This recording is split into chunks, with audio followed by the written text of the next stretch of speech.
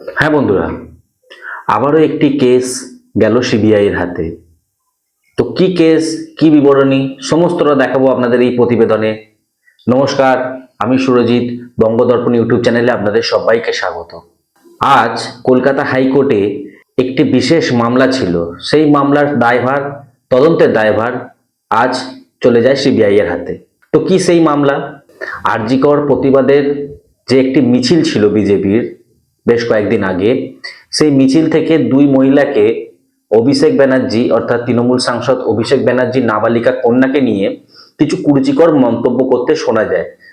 সেই ভিডিওটা অনেকেই দেখেছেন, ভাইরাল হয়েছিল, যদিও সেই ভিডিও সত্যতা যাচাই করেনি বঙ্গদর্পণ ইউটিউব চ্যানেল।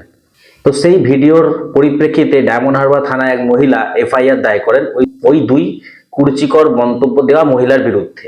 তারপর নিমতা থেকে ডায়মন্ড হারবার থানার পুলিশ অ্যারেস্ট করে ডায়মন্ড হারবার থানায় যে তদন্ত চলছিল, যে আইও তদন্ত করছিলেন বা যে পুলিশ অফিসাররা তদন্তে ছিলেন, তাদের বিরুদ্ধে ওই দুই মহিলাকে বেধড়ক মারধর করার অভিযোগ ওঠে। সেই অভিযোগের কেস হয়। আজ কলকাতা হাইকোর্টে তার রায় ছিল। সেই রায়ের উপর ভিত্তি করে যে বিচারক ছিলেন তিনি সিবিআই তদন্তের জন্য এটাকে রেকমেন্ড করেন। তো সমস্তটা দেখাবো, খবরটা কোথায় প্রকাশিত হয়েছে। চলুন আমি আমার কম্পিউটার স্ক্রিনটা আপনার সামনে শেয়ার করি। দেখুন, খবরটি হিন্দুস্তান টাইমস বাংলাতে প্রকাশিত হয়েছে। দেখুন ডিটেলসটা কি দিয়েছে।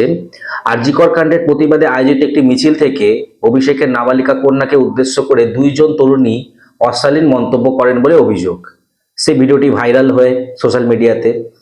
ওই ভিডিওর ভিত্তিতে দুই মহিলার বিরুদ্ধে ডায়মন্ড হারবার থানা এলাকায় অভিযোগ দায়ের করেন আরেক মহিলা। সেই অভিযোগের ভিত্তিতে গত 7ই সেপ্টেম্বর উত্তর 24 পরগনার নিমতা থেকে ওই দুইজনকে গ্রেপ্তার করে ডায়মন্ড হারবার থানার পুলিশ।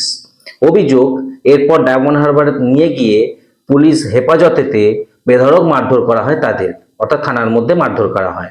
পুলিশের বিরুদ্ধে নির্যাতনের অভিযোগ তুলে হাইকোর্টে দ্বারস্থ হন ওই দুই অভিযুক্ত। সেই মামলার মঙ্গলবার বিচারপতি রাজশ্রী ভরদ্বাজ বলেন, পুলিশের এই আচরণ মেনে নেওয়া যায় না। তদন্তের নামে হেফাজতে গিয়ে অভিযুক্তকে মারধর করেছে পুলিশ। এই পুলিশকে আর কি করে ভরসা করব?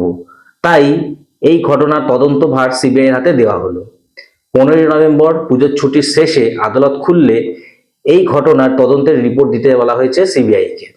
তো বন্ধুরা, এই ছিল একটি শর্ট প্রতিবেদন যা আপনাদের সামনে আমরা শেয়ার করলাম।